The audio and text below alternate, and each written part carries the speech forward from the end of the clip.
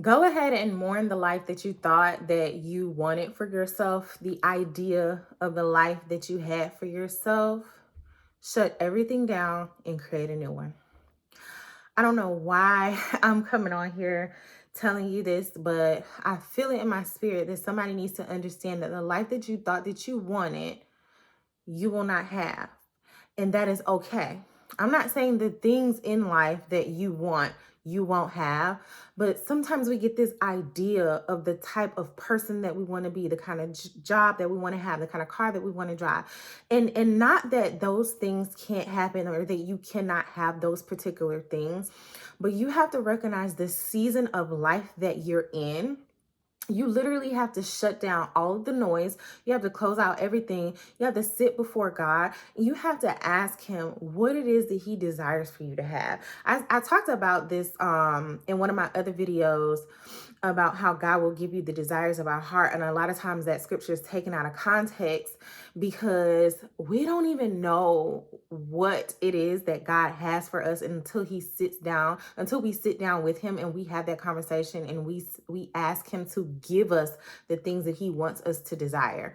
So once we do that, then those desires and those wants and those needs that we have will eventually come into fruition. I think the reason why for the longest of time I wasn't getting the things that I wanted out of life was not because God didn't want me to have certain things, but because the things that I was wanting for selfish reasons. And so when I sat before God and I asked him to make my thoughts agreeable with his thoughts and to give me the things to think, like it sounds so simple. But that's literally how it goes. You have to say, okay, God, what is it that you want me to have? What is it that you want me to do or be? And then get ready for the pruning process, which is the process that I personally feel like I'm in now. I feel like my whole life is falling apart. But I had to change my perspective and realize that all of these things that are happening to me are character development, because had God given me the things that I wanted prior to the things that are happening in my life at the moment, I would probably mess them up.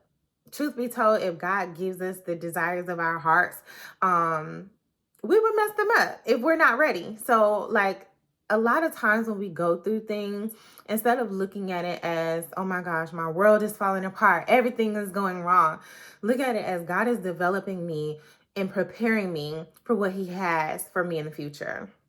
And so I know that wasn't even supposed to be an intro, and I know it was kind of long, but the idea is just because I said that I was going to take my YouTube channel seriously, and I started dibbling and dabbling in it a couple of weeks ago. I even did my whole countdown to quit, like, okay, I'm going to take it seriously, and at the end of this year, I'm going to quit my job. Like, I was really excited about it. The fire was going. I was uploading once or twice a week, and then the next thing I know, I lost my job. And so while I thought my world was falling apart because I'm a single parent on one income and I lost my job right when I was trying to kick off my YouTube journey, it was really God saying, you know what? I need you to have some more faith. So, like, this is literally just a test of my faith. And I didn't realize that. I just lost my job last week. When it happened to me, I was relieved because the job was stressful. But I didn't realize that part of the character development and part of the pruning was God saying, I need you to understand that, yes, I'll make this happen for you, but I need you to have more faith.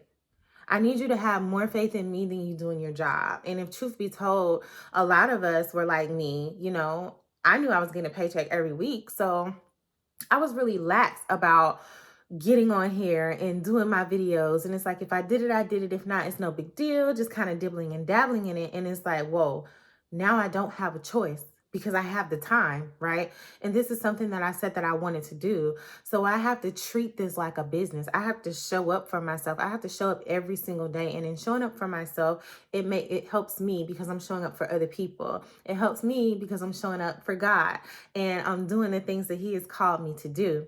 So I really didn't want to make this video long. I wanted to stand before you and let you know that, number one, talk to God and ask him what it is that he desires for your life. Ask him to make your thoughts agreeable with his thoughts. And also understand that when things happen, they're not happening to you, they're happening for you. I know at times it can seem like your life is just completely falling apart because I'm literally living in the middle of my life is falling apart. Like when I moved to Georgia back earlier this year, I thought, first of all, I didn't want to come, but it was nobody that was like, okay, you need to get your behind here. So I did it out of obedience and things were going great. We were still adjusting, things were going great. Like, I did not think that 5 months into moving to a whole nother state with my 4 children by myself, I would lose my job, my only source of income.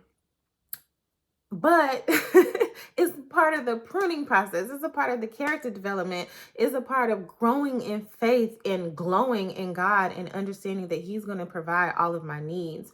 But more so, it's a part of the process that I needed to go to in order for me to fully step into my calling. So I hope this video was encouraging for you.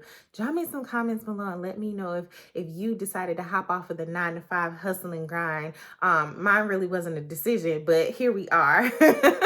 Make sure you guys subscribe. Thank you so much for watching and have a beautiful, blessed day.